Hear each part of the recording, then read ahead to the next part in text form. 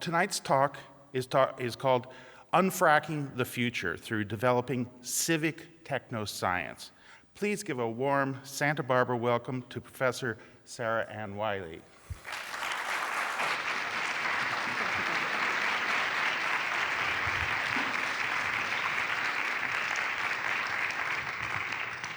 Hi, thank you very much for that warm welcome. I really appreciate you all coming out on a Wednesday evening to hear about my work, which has followed the boom in fracking since 2005. And so this book took over 10 years of work, and what I'm going to be talking to you about tonight is the lived experiences of people whose lives have been transformed by the development of unconventional energy through hydraulic fracking.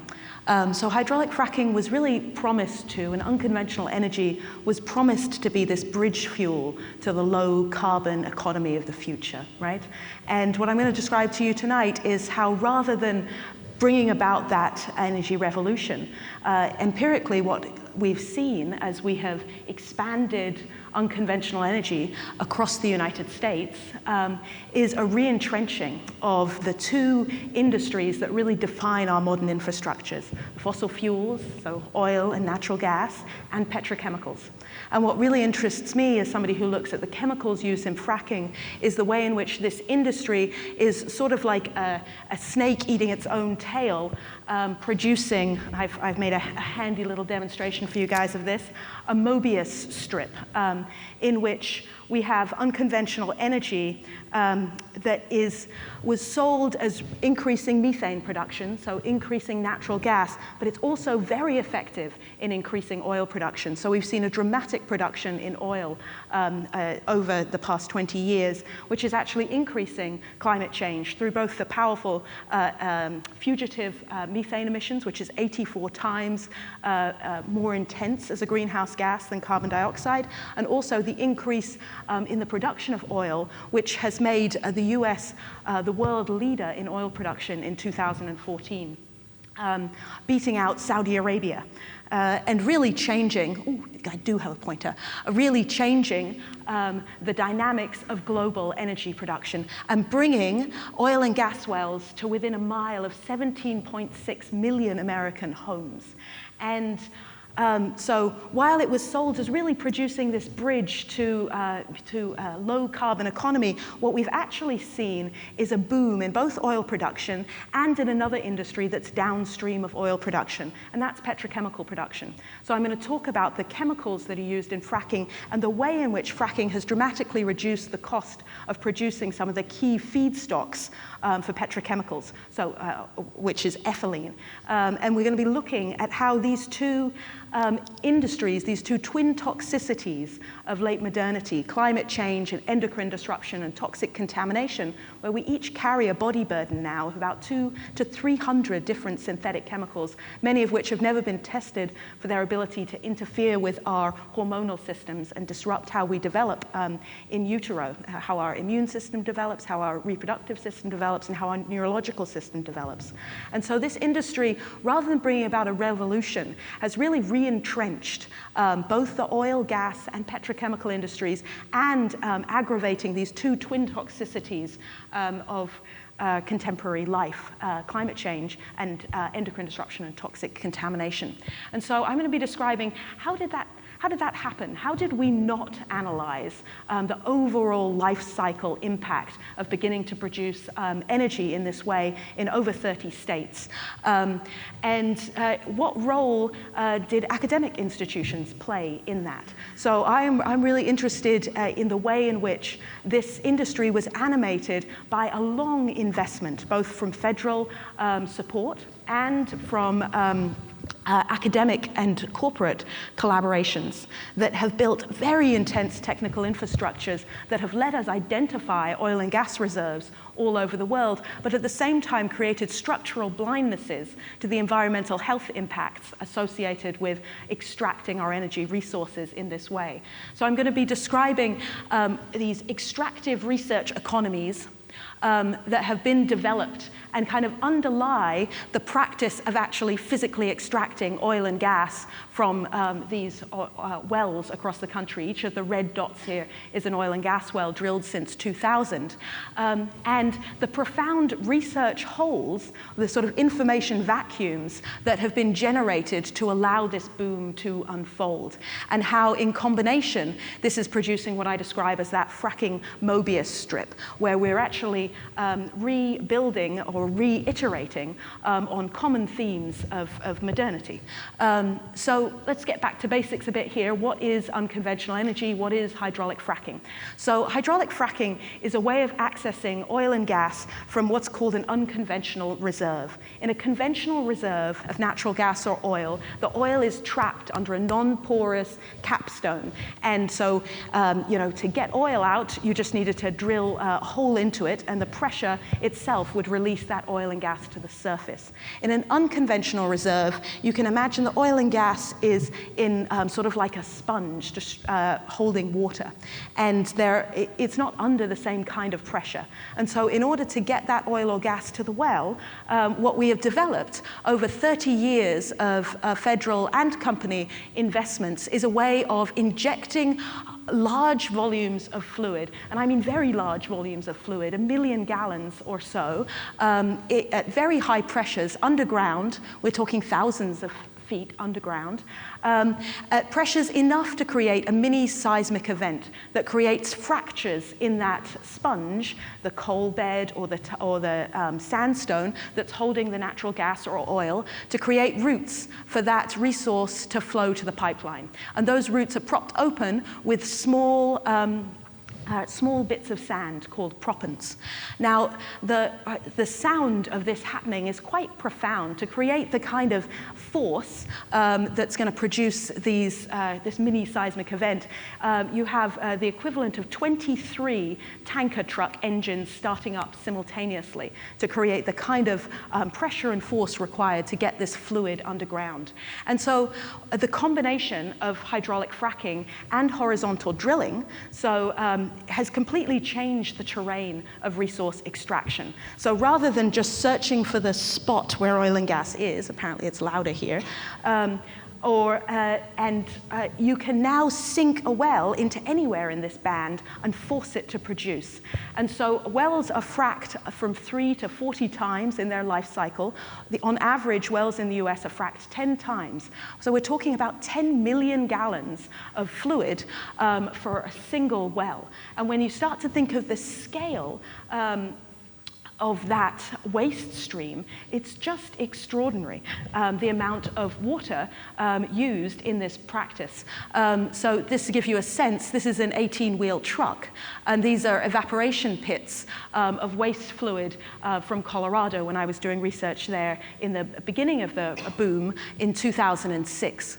And so this, while we expanded this industry so rapidly across so many states, we really didn't think about what are we going to do. Nobody modeled what are we going to do with this enormous waste stream. And so some of the problems associated with fracking, I'm sure many of you have heard, are induced earthquakes from trying to get rid of this waste by re-injecting it underground in Alabama and in Texas.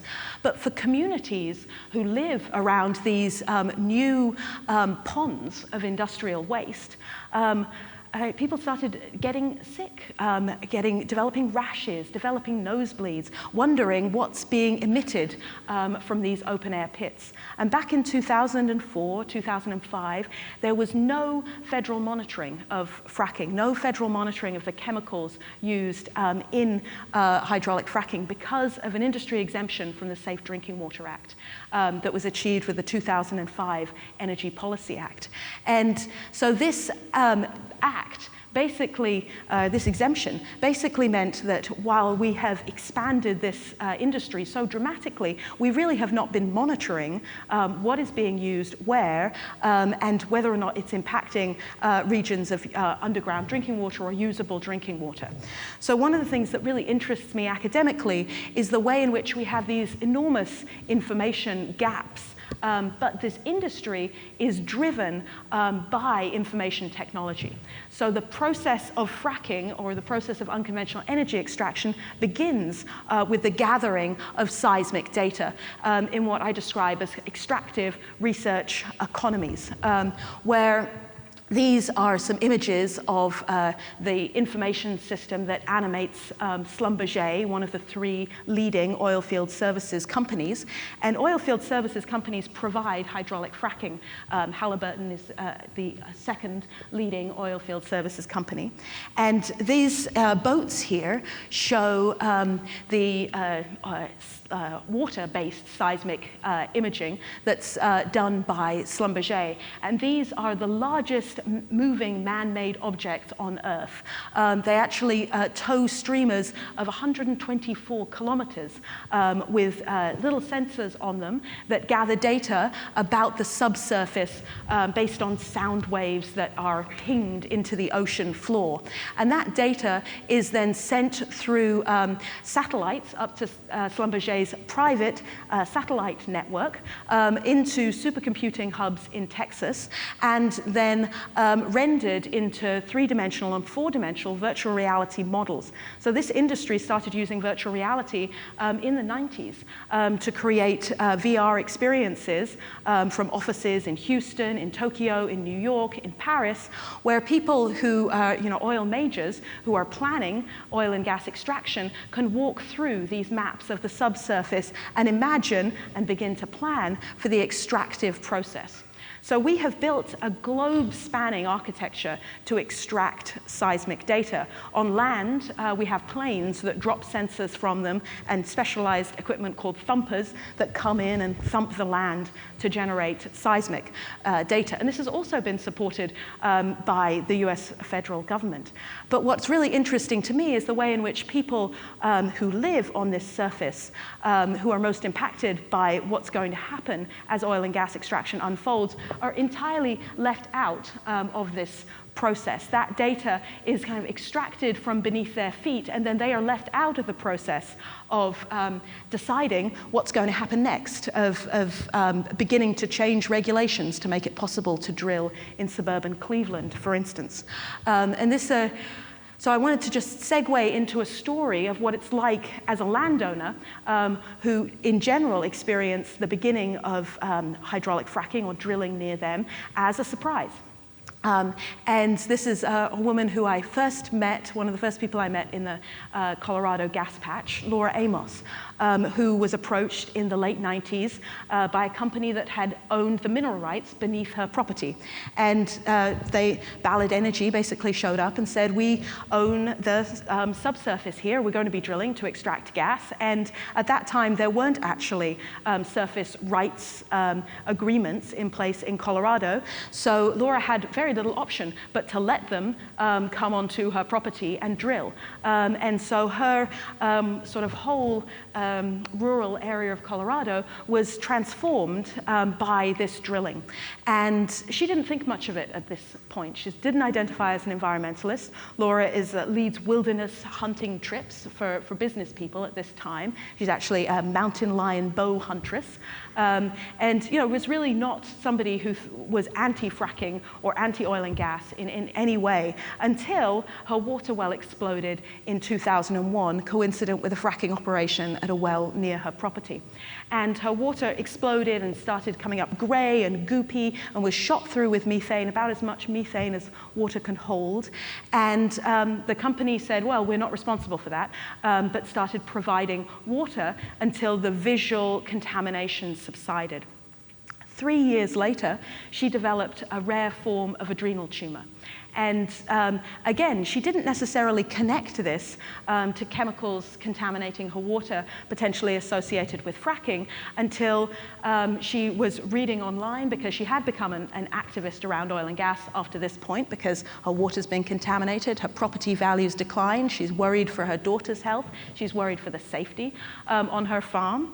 And what she found was, in reading this memo that had been submitted to the Bureau of Land Management about chemicals potentially to be used in fracking in Colorado, that one thing stuck out to her, a chemical called 2-BE, 2-butoxyethanol, which this memo described as creating elevated numbers of combined malignant and non-malignant tumors of the adrenal gland.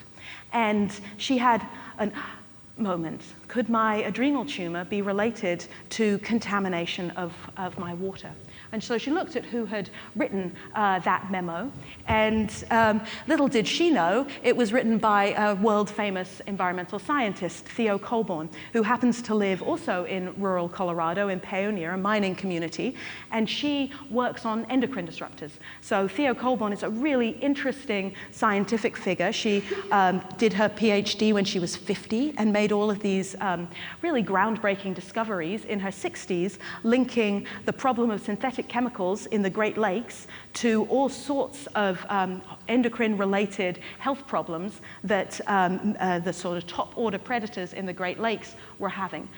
Neurological problems, reproductive problems, and immunological problems. And she first formulated the idea that there might be a systematic problem associated with synthetic chemicals disrupting our hormonal systems. So Theo was really tuned to the idea that these chemical contaminations could, these chemicals could potentially be harmful. But she thought this was going to be harmful in 10 years' time, 20 years' time. She did not expect to hear from somebody in 2 years saying they had an adrenal tumor and their water well had exploded from fracking, and could it be related? And so Laura then started to try and dig into, was I exposed to 2-BE? Was this used in my well? And thinking about the way in which we have expanded this industry, people who are on the front lines of this, who are worst affected, like Laura, tend to be the people who bear the burden to actually prove the harm. And think about how inequitable that is. Your property value has declined, your health has declined, you're struggling through surgeries, you're struggling to keep your daughter happy, you're concerned that your daughter might still be being contaminated every time you're bathing her. And on top of that, she's now in the position of trying to prove that her tumor is related to 2-BE exposure, which is basically a Sisyphean and impossible task because of a combination of scientific barriers and regulatory and legal barriers. So I mentioned before, because of the exemption from the Safe Drinking Water Act, there is no state or federal monitoring of the chemicals used in fracking, which meant there's no preservation of water samples, so she couldn't go back and test the water. We actually have no human toxicological studies on the hazards associated with 2-BE, so there wasn't much in the literature to turn to. We have a problem with disease latency leading to etiological uncertainty about the many different things that could potentially cause adrenal tumors, even though she has no family history. And at this point, almost utter academic disinterest to the problems of chemicals used in fracking. So despite the fact that we've had a lot of academic investment in the technical development of fracking, we have not had parallel investment in the predicting or modeling of the environmental health consequences of that practice. And then combine those scientific barriers with frankly dismissive regulators who told Laura that her 2-BE exposure could have come from Windex. Almost all of the regulators in the Colorado Oil and Gas Conservation Committee at this point came from an industry background because their primary mandate is to develop oil and gas. And then there's the question of proprietary data. So the oilfield services companies, Schlumberger and Halliburton, lobbied very hard to maintain proprietary data around fracking chemicals. In 1997, the 11th Circuit Court of Appeals in Alabama ruled that fracking was, by the plain language of the Safe Drinking Water Act, a form of underground injection, and that therefore each state would need to have an underground injection control plan that would require actual monitoring and proving that usable sources of drinking water were not being contaminated. However, when Bush and Cheney took office, Dick Cheney is CEO of Halliburton, one of the companies that's most poised and has most benefited from the expansion of hydraulic fracking. His energy task force was lobbied on the need to have an exemption for fracking for the Safe Drinking Water Act. Many of those documents were kept out of the public eye and had to be recovered under Freedom of Information Act requests, which my book works with the results of those Freedom of Information Act requests. tests. And then also there was a very compromised study done by the EPA following that legal ruling that found that fracking would not contaminate water in the case of coal bed methane extraction. And whistleblowers within the EPA came out to describe how compromised this study was. 5 of the 7 review members had direct conflicts of interest by EPA's own standards, and yet in 2005, when the Energy Policy Act passed, that exemption went through from the Safe Drinking Water Act. So why do these companies care so much about their proprietary data? It's in part because oilfield services companies are driven by their intellectual property. As I mentioned before, they're information generating industries. That's what they build, and that is their market edge. They don't compete with the oil majors to actually extract oil and natural gas. What they do is help them extract oil and gas more effectively. So Schlumberger and Halliburton are worried about each other finding out their formulas, like Coke and Pepsi. But in that proprietary data, you then have this vacuum that transforms the life of somebody like Laura, who can't prove whether or not her tumor is related to 2BE exposure. And that situation is made even worse by the subcontractual relationships that this industry is built upon. So by the time Laura had actually developed this tumor, read that memo, the well in question had changed hands 3 times. And all of the different functions on the well, the fracking of the well, the cementing of the well, was achieved by subcontracts. And so it makes it incredibly difficult to combine the actual history of what happened at her well. And each company, as happened following the Gulf oil spill, can turn to each other and say, well, it's not really my fault, that must be your fault. And it creates this incredibly lengthy and costly legal discovery process, in which Laura eventually did find, despite the companies saying 2BE wasn't used, that 2BE had been used on a well and that could have contaminated her water. Still, with all of that, there was no way she was going to be able to prove this connection in court. So she really had no other choice than to sign a non-disclosure agreement, to get enough money to be able to move off of her contaminated property. And think about this, she's basically signing away her First Amendment right to talk about her experiences. That non-disclosure agreement came with clauses that she cannot say, warnings about people she is no longer supposed to associate with. And what it does is really further cripple our ability to study the environmental health impacts of this problem. So Laura's story cannot be aggregated with other people who've been exposed to 2BE, and other people have been exposed to 2BE. It was one of the primary chemicals used in core exit, the dispersant used in the Gulf oil spill. And we had yet again another range of people exposed to this chemical who similarly, like Laura, have faced this horrible problem of trying to prove their harm while their lives are, in real jeopardy. So this industry, this boom, has been animated through the sequestering of information as much as it's been animated through the production of technical systems that enable the production of information that's useful to the development of this extraction. And that has been achieved through very close relationships in a lot of ways with academic universities who have chosen to study some problems and not others. So one classic example of this is a report that came out from MIT's Energy Initiative, The Future of Natural Gas. Right as public debate was really building up about the health and safety of fracking, this study came out to can provide the confirmation that natural gas truly is a bridge fuel to a low carbon future. And this report was published as a draft report online, not peer-reviewed, and was very important in policy circles, but not really checked in any of the sense that we normally do with a scientific publication. But it had the instrumental effect of allaying public concern in some ways, and also providing this promise that natural gas was going to lead us to this low-carbon economy. So I just want to turn quickly to this fracking Mobius strip and the reasons why that argument is so fundamentally flawed. So one thing that nobody really discussed as fracking was booming is that fracking natural gas is a very important feedstock for the production of ethylene. It accounts for about 70% of the total cost of manufacturing ethylene. What is ethylene, you might ask? Ethylene is the largest production chemical by volume globally because it is the feedstock for a vast array of petrochemicals. Ethylene is used in almost every product category you can imagine. Paintings, textiles, adhesives, coolants, films, packaging. It's used in every major manufacturing sector. And so decreasing the cost of ethylene production makes it production of ethylene very attractive in the US. And this is leading to an enormous expansion in the cracking of natural gas to form ethylene, with Dow investing $6 billion to expand chemical production facilities, with Shale building a multi-million-dollar ethane cracking and polyethylene production facility in Pennsylvania.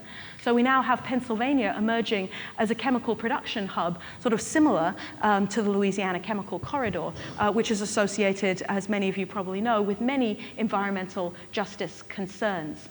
And when you start to look at who is making ethylene, you again see that the top ethylene producers are actually often oil majors. So ExxonMobil, Royal Dutch Shell, Total, and Chevron.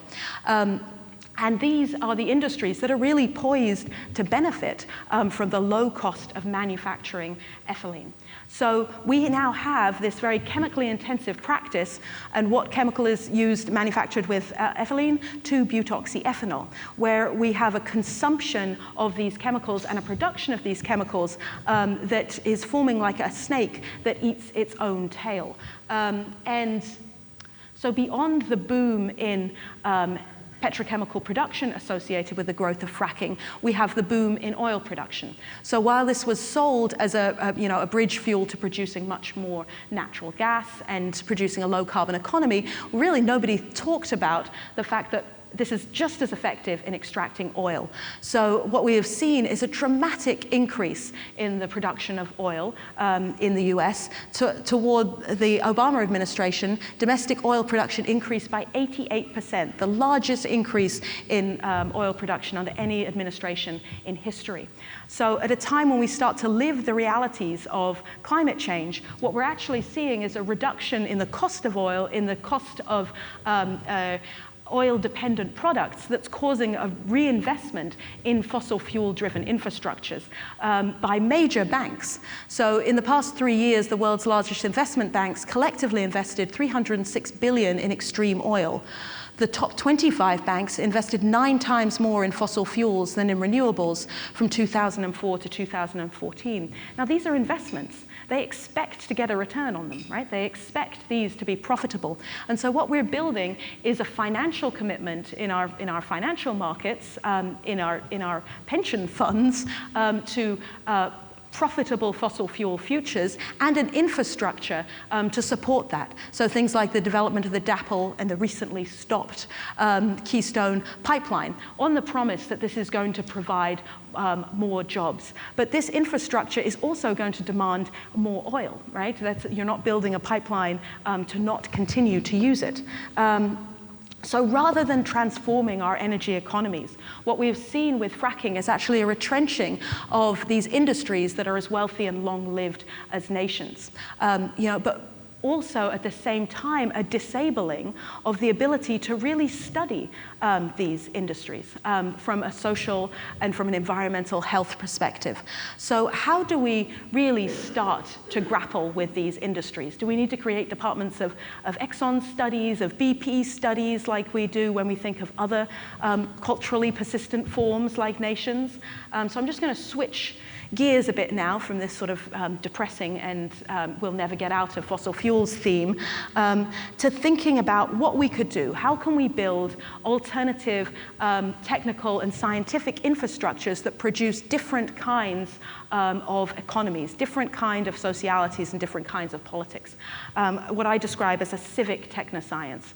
Because one of the things that was really disabled in the boom of unconventional energy was the ability to have a civic conversation about how we wish to live collectively. What does developing our resources, becoming more and more dependent on fossil fuels and petrochemicals in these ways, mean for us as an ecological community?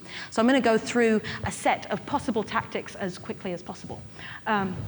So one tactic, and this is what Theo Colborn and her organization, the Endocrine Disruption, did in response to that phone call from Laura, was start to predict the possible systematic harms from fracking by looking at the practice in aggregate. So they built the first database of chemicals used in hydraulic fracking and looked at the health effects of all of those chemicals. And rather than picking out the single worst chemicals or doing an epidemiological study of communities exposed to fracking, they said, well, what could we expect to find if people were exposed to these chemicals? And the situation they found is, pretty scary. So this is from a figure, they first released their database in 2006, and then they've been building on it since. This is data from their 2011 study, where they looked at, for instance, the 131 volatile chemicals used in fracking. So these are chemicals that evaporate into the air. And if you remember back to some of those images of waste pits, we now have people living by pits who one of their primary purposes is to just let some of this stuff evaporate so we can get rid of it.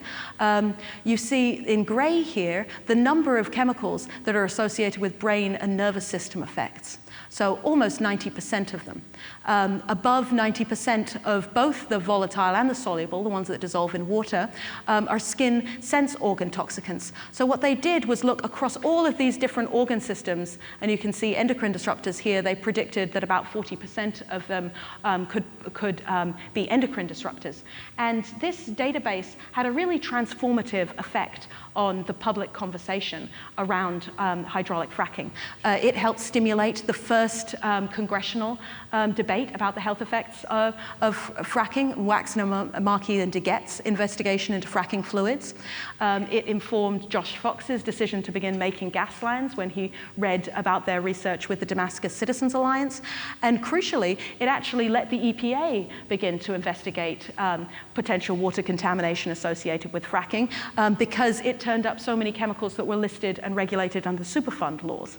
And the research done by EPA based on their list in Pavilion, Wyoming, was one of the first studies to show water contamination associated with fracking. And what chemical did they find? But breakdown products of 2BE in people's drinking water wells.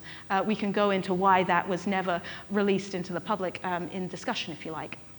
But this tactic of modeling and trying to predict the systematic harms by looking at all of the chemicals together has helped build a booming field of research into health effects associated with fracking, as this chart from the Endocrine Disruption Exchange shows.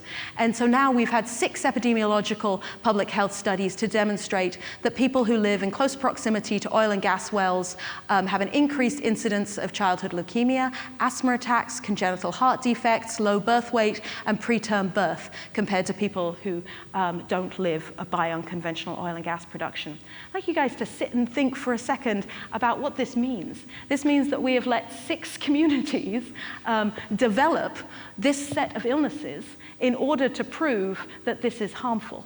In some ways, this is great progress. I'm glad we're developing data about the harms of this, but really unpleasant to happen to be one of these people, like Laura Amos, who becomes a figure in one of these studies. And this is currently how we drive our environmental health work. We wait for people to get sick in a statistically significant enough way for us to build response. And you can bet that these 6 epidemiological studies will not be enough. We will need to go back and do many, many, many more studies if we ever expect to see hydraulic fracking to slow down. So how could we be more proactive? How can we develop a science that is more driven by community needs? Because people on the front lines of this extraction are the best sensors for how it's changing themselves, their bodies, and their environments. So I went back to MIT, having done ethnographic work in Colorado, and started a project at the Media Lab called Extract, where we built web tools for community monitoring of the oil and gas industry. And this is a screenshot from one of our first projects, WellWatch, where we, for the first time, integrated data across 5 states into a publicly available database where you could plug in your zip code and find out about oil and gas wells near you. You could add your own photos, you could add complaints, and you could add notes. These are complaints and notes that were added to WellWatch from the region where I did ethnographic work in Colorado.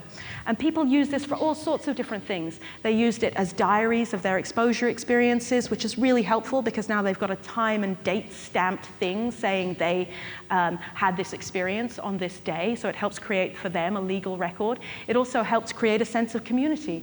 People shared their photos. They shared information on doctors that they've worked with, information on people in regulatory agencies that they had found helpful. This helped build community with people who are very structurally isolated. So Laura might be the only person in her area to get her water well explode, but with a medium like WellWatch, you could connect her with somebody in Ohio who similarly had that problem and start to build community across this industry. So this is an example of a doctor's note that was submitted to WellWatch, which described the 3 families that he worked with. Unexplained red rashes, they illustrated those with images. Nosebleeds developed for no apparent reasons, flu-like symptoms, headaches, body ache, fatigue, and dizziness. And if you think about the things that TEDx predicted, skin, sense, organ toxicants, neurological problems, what you see again and again is people who live in the oil and gas patch echoing what the endocrine disruption exchange predicted.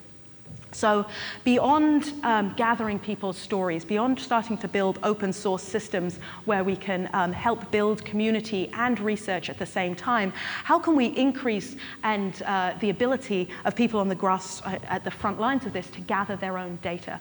And so this is what I went to work on following the Gulf oil spill, where I was part of co-founding Public Lab, where we're interested in developing low-cost tools for communities to use things like their cell phones to gather their own environmental data. And in the wake of the Gulf oil spill, there was a flyover ban that prevented images of the spill circulating into the public. So we worked with Louisiana Bucket Brigade to send out people with helium balloons and attach digital cameras to them. And then a colleague of mine had written a piece of open source software so they could stitch those images together and make high resolution type maps. And based on this work, we received $500,000 from the Knight Foundation to form Public Lab. And what we've developed is an open source online forum for public research and development of scientific instruments themselves. So you can see here this practice of balloon mapping has spread globally. These are maps that people have made of environmental issues near them, illegal logging operations, mines that they're interested in looking at. And then you can also go to Public Lab and you can find out how to make a grassroots mapping kit or everything you need to start grassroots mapping. But like an open source software project, you can also contribute back to it. So if you develop something new or another iteration on it, you can share that back with the community. And all of our hardware is licensed with an open hardware license. So if you iterate on it and further develop it, you're actually required to share it back in the public domain. And what this is creating is a public collection of low-cost research tools specifically for communities to begin their own environmental monitoring. So we have water sensors, we have a really neat hack for a digital camera that will let you see into the near infrared range with just a regular digital camera, which can tell you about plant health, and you can do things like NDVI calculations like you can do from satellites. NASA has very helpfully developed all of the ways to use NDVI, and we can build on all of that within Public Lab.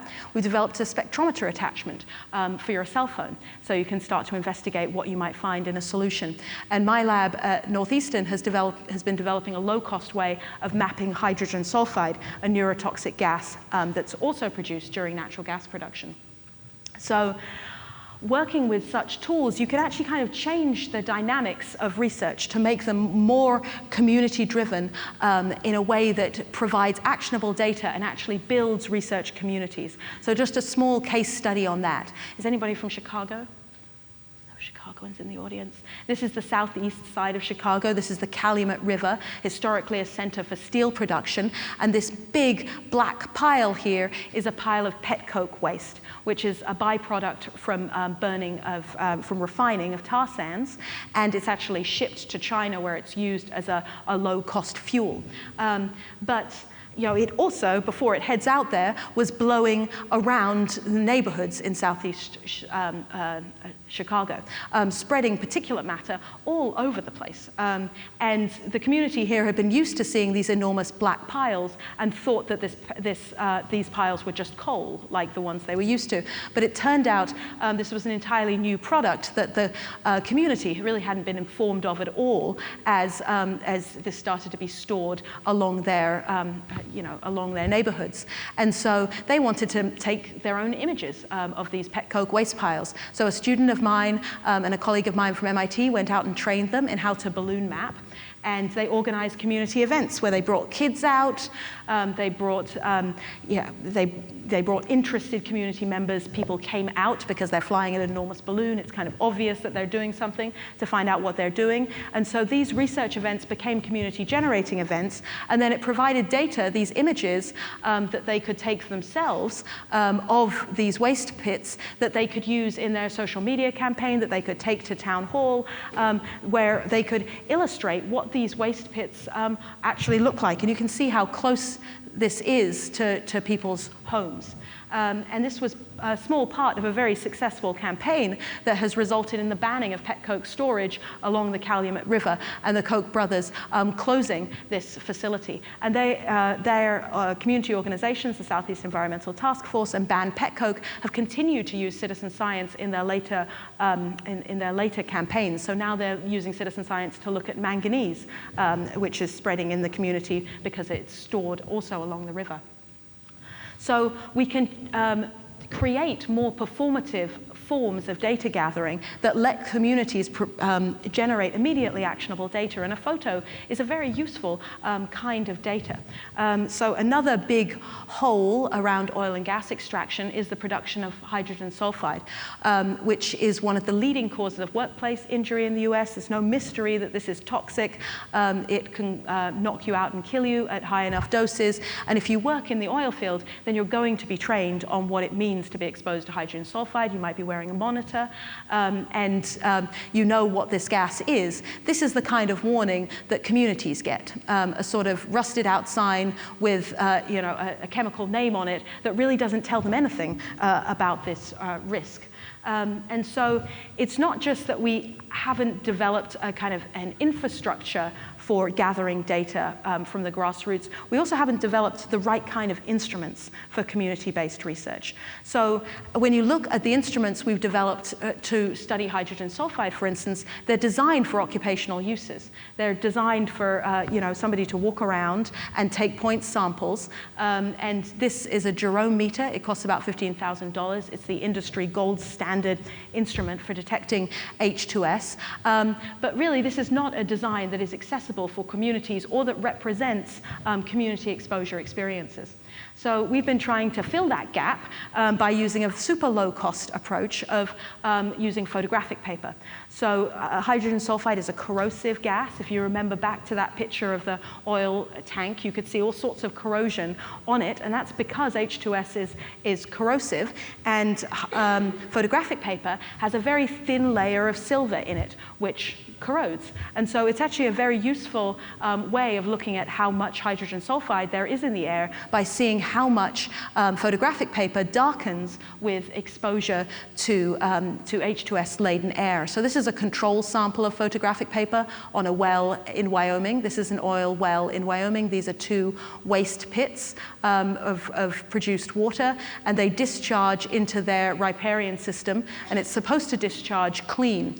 And what we found as we put out these pieces of photographic paper is that after 1 week, we're seeing this is the private property boundary of the oil pad, and you can see how we were detecting H2S. This is the control beyond that boundary.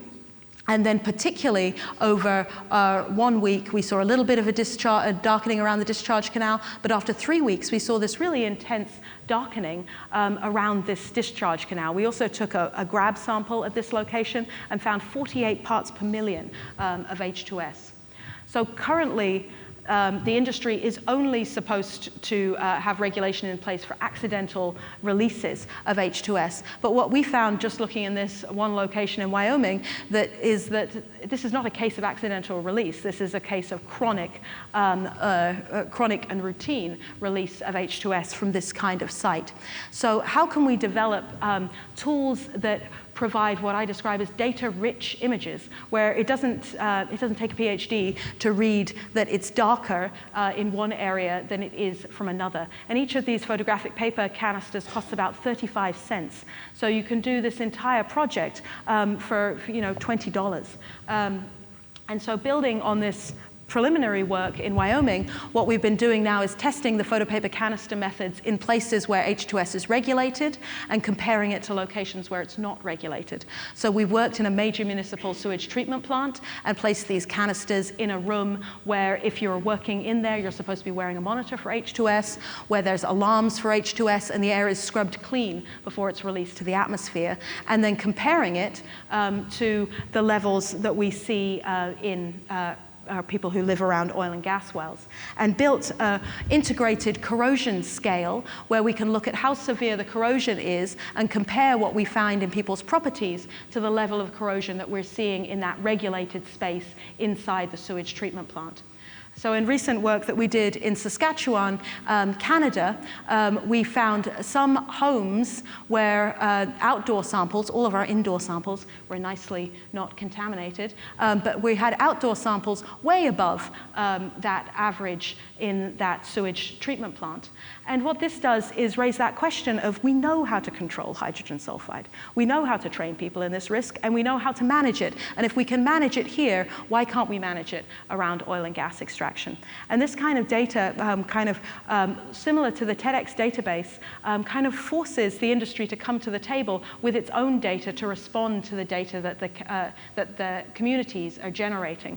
So based on this work, a couple of the community members that we worked with decided to share their results with an investigative reporting group called The Price of Oil. That's a consortium of the major news outlets in Canada, the Toronto Star and the Global News. And they shared the stories of their experiences, their health experiences, the results from our preliminary data. We regard this data as being theirs first because it's taken on their property. They're the people who did the monitoring. From that work, the companies have already come out to some of their properties to check on the wells, inspect them with them, and agree to fix them up. And that kind of small-scale change is really vitally important to people living on the front lines of this industry. You don't have to have a major-scale regulation to protect one family's health, which is a really important outcome for community-based environmental health work.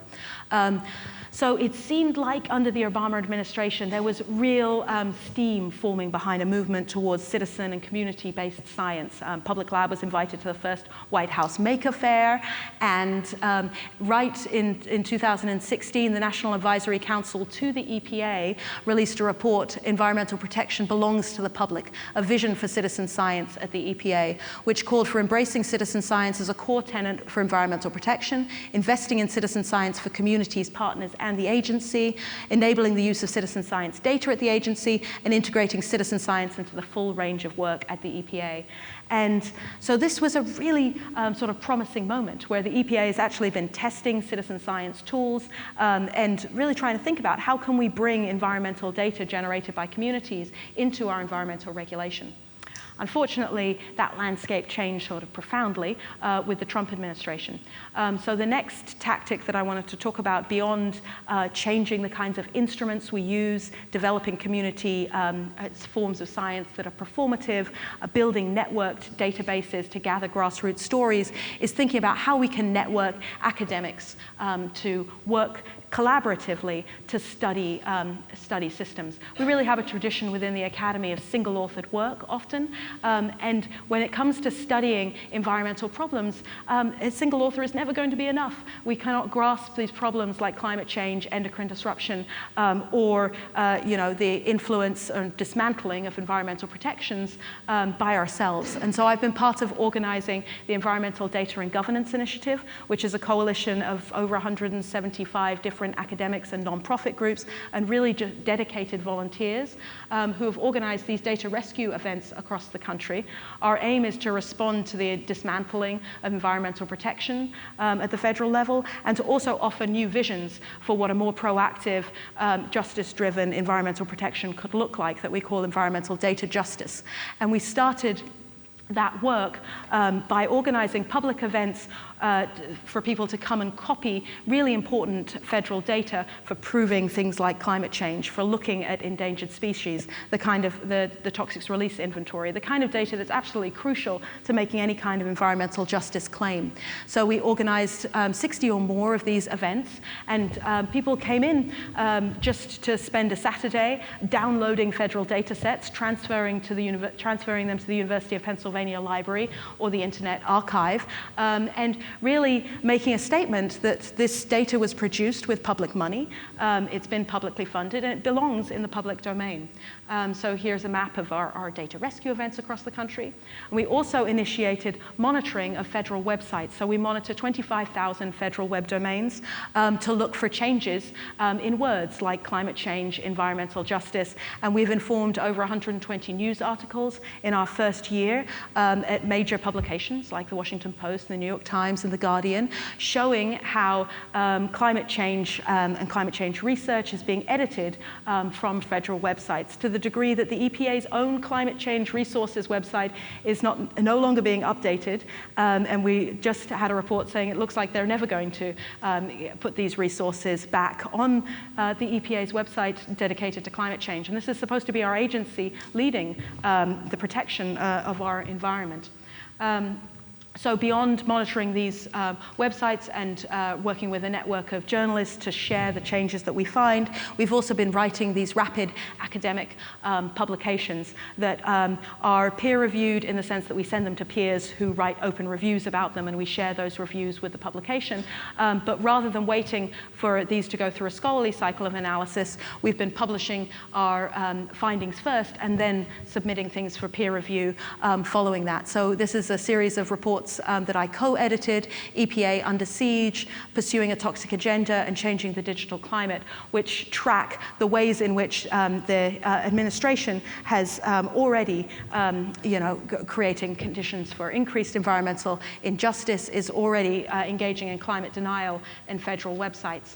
And our most recent report, which just came out this month, looks at the decline that's already happening in enforcement at the EPA. So we're already seeing EPA enforcement actions at a 10-year low under the Trump administration, with drops of, I think, where is it in here? 38% a decline in initiation of cases under the Clean Water Act. So really, limiting the actual oversight of these industries. So if we have a crumbling kind of federal infrastructure for enforcing our environmental laws, then how do we start to think about increasing public engagement and public recognition of these violations? So I just want to finish with two more tactics for thinking about how to make environmental health research more public and more performative. And this is moving our research from the lab to the field. So rather than taking samples in the field and moving them back to a lab, how can we start to bring data processing and data analysis into the site where contamination is happening? And we're doing this on a small scale by just connecting sensors to lights that change color, and then using long exposure photography to paint data into the environment. So this is an experiment looking at using a thermometer with a light that changes color based on temperature. So when we drop it into the Charles River here and it's cold, it's nice and blue. As it gets warmer, it's going green, and as it goes red here, it's getting very hot. And this is because it's going through the wastewater discharge of the Kendall power plant, which is just off the screen here. So how can we begin to recognize environmental contamination, environmental pollution in the places where it is happening by creating data that is more performative, and again bringing back that idea of these data-rich images by actually trying to paint information into an environment rather than always reducing environmental data into numbers, which has a way of kind of taking away the actual very physical nature of environmental contamination. So one last example here, working with the environmental justice organization Green Roots for Chelsea, a sister city to Boston, which bears most of the industrial burdens for Boston. It has 7 oil storage facilities along its creek. The entire creek is zoned for industry. We did an analysis of the number of times that these facilities have in aggregate violated their Clean Water Act permits. And what we found is that in aggregate, they violated them 76 times. And global, which has 4 of those permits, accounts for about 60% of those violations. And rather than just stating that as a number, what we did is create an environmental performance where we built lanterns for each one of those violations and released them on the creek. So here's one of our youth leaders, Shakaya, explaining the event to our bilingual audience. Here's our, one of the brochures designed by an undergraduate in architecture at Northeastern with these great LEDs that light up to show you the map and show you the diagram that I just showed you of the lanterns. And then here are the lanterns being released along the creek and the oil storage facilities in the background. And our aim is to share this again online as a kind of kit to say, you know, are you a community dealing with Clean Water Act violations? You can do this kind of performance. How do we begin to really remind these industries that they're polluting a public space and that the public has a right to that and a right to oversight of that. So this was all based on industry-supplied public data. It's just displacing it into a performance that people can actually see and actually access and discuss. So following this, we had a really animated community meeting because basically nobody knew about even the Clean Water Act permits in the first place, let alone the violations. So just to finish up here, in thinking about developing a more civic technoscience, a science that allows us to begin to contemplate how we wish to live together collectively, I think we need to build open source public data infrastructures and tools to analyze systematic industrial harms. So tools like WellWatch, combined advocacy and research efforts on industrially related environmental health problems like climate change and endocrine disruptors, create digital networks for communities, nonprofits, and academics so that we can work on building community at the same time as we work on building research, to develop grassroots community-based research, so thinking about the tools that Public Lab has developed, make data gathering and analysis community-centered, making it performative and descriptive of exposure experiences, and thinking back to that corrosion chart, developing better metrics for harm. So we can essentially theorize, enact, and defend the public right to research and the rights of researched publics. And I just wanted to end quickly with a dedication of this talk to one of the first people who introduced me to what it's like living in the oil and gas patch, Rick Rawls, who very sadly died last week in his home with questions still unanswered about whether his peripheral neuropathy, whether the deaths of his livestock, whether the decline of his health was associated with oil and gas extraction. So there are real people behind this research. There's real lives on the line, and we need to develop an academic infrastructure that recognizes them and records and prevents these harms in the future. Thank you.